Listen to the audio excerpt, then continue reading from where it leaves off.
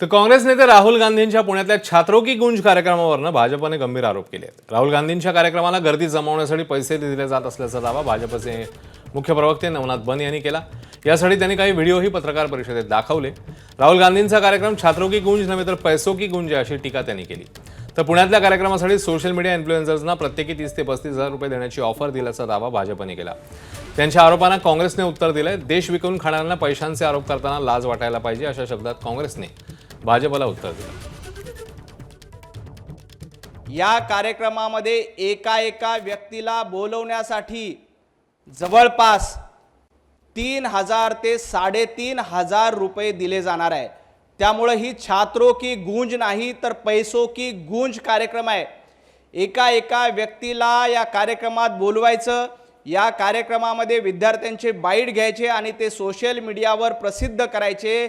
यासाठी 3 ते 3500 रुपये एका व्यक्तीला देण्यात येत आहेत आणि हा अतिशय गंभीर मुद्दा आहे। थोडी तरी लाज वाटायला पाहिजेत असं बोलताना राहुल गांधींच्या कार्यक्रमाला पैसे देऊन बोलतात हे म्हणणाऱ्यांनी, देश विकून खाणाऱ्यांनी, महाराष्ट्र विकणाऱ्यांना लाज वाटायला पाहिजे।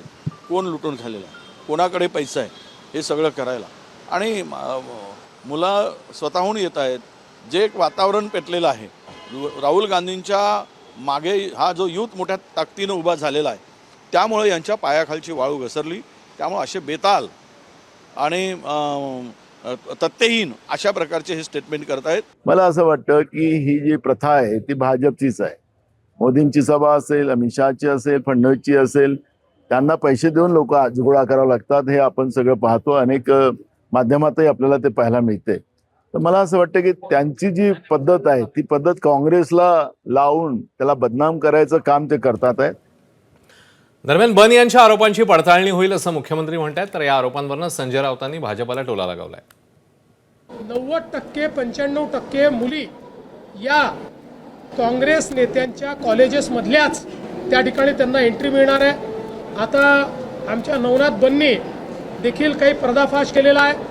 कशा प्रकारे इव्हेंट मॅनेजमेंटच्या माध्यमातून पैसे देऊन काही त्या ठिकाणी मुलींनाही आणलं जात आहे आणि काही इन्फ्लुएन्सर्सला आणलं जात आहे, आणि स्पेसिफिक सांगितलं जातं इन्फ्लुएन्सर्सला की राहुल गांधी आणि पार्टीबद्दल फक्त पॉझिटिव्ह हे तुम्ही टाका तर तुम्हाला पैसे देऊ, निगेटिव्ह काही टाकायचं नाही। त्यामुळे हा इव्हेंट आहे। मोदींच्या कार्यक्रमाला कुठून लोक आणतात, अमित शहाच्या कार्यक्रमाला कुठून लोक आणतात, ही वेळ राहुल गांधींच्या कार्यक्रमावरती येत नाही। राहुल गांधी हा एक लोकप्रिय नेता आहे तरुणांमध्ये। मोदींच्या आणि अमित शहाच्या खुर्च्या रिकाम्या असतात हल्ली, आपण पाहिलं असेल। तेव्हा जे काम तुम्ही करता, पैसे देऊन लोक आणणं किंवा अंगणवाडी सेविकांना आणणं किंवा सरकारी कर्मचाऱ्यांना जबरदस्तीनं आणणं, पैसे देऊन आणणं, याची गरज राहुलजींना लागत नाही।